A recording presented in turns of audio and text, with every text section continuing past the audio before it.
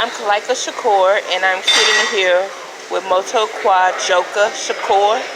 I was asked actually to submit a book list on books that encourage people to transform the criminal mentality into a revolutionary mentality. And I let my spouse, my husband, Moto Joka Shakur, know of my task, and I asked for his assistance in completing me with compiling a book list.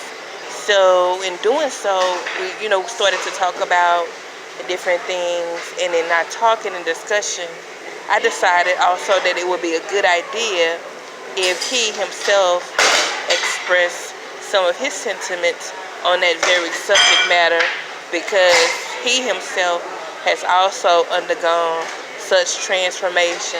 So here is Moto Joka to share with us his experience on transforming the criminal mentality into what we call the revolutionary new African mentality, and why it's so vital and important.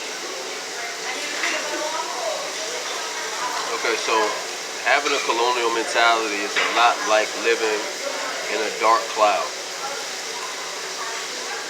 We have fostered gangster mentalities, which really just equals preying on our own people and getting a sense of fulfillment out of that.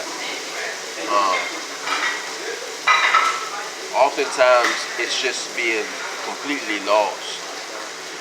Like in my case, I was completely lost. I had no sense of identity as a new African. I had no understanding of colonialism. I had no understanding of us being enslaved and entombed and thrown over ships and all the gruesomeness that came with the slave trade. I had no consciousness of that. All I knew is in order to get some points, I had to shoot somebody who looked like me or whatever. You know what I'm saying? And that was what was glorified. So this kind of colonial mentality persists and gets deeper and deeper and harder and harder. But if you are fortunate enough to meet a cadre who can introduce you to some materials on transforming the colonial mentality to a revolutionary mentality, it's like a birth. It's like an awakening. I could describe my life as in two episodes. The colonial banger mentality, which was darkness, plummeting, and then the revolutionary mentality, the dragon rising. At that point, once I began to study different materials on transforming the criminal mentality, like Blue Rage, Black Redemption, Monster by Shakur, things of this nature, where actual bangers themselves told their stories rather than us hearing it from a counselor or something like that.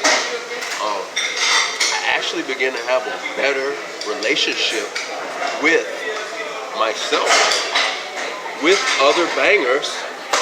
I began to have a better relationship with life, you know what I'm saying? With the prison system as in a matter of survival.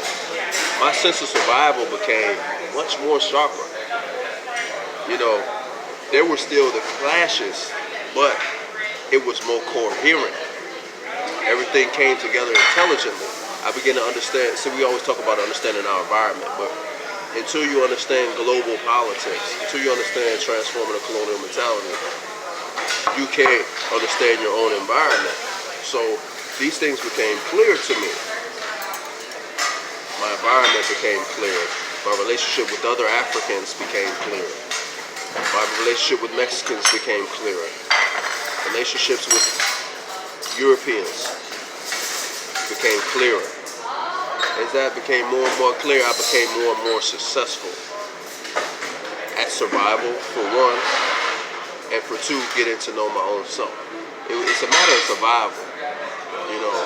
I stopped making the same mistakes. I started being more strategic in my movement.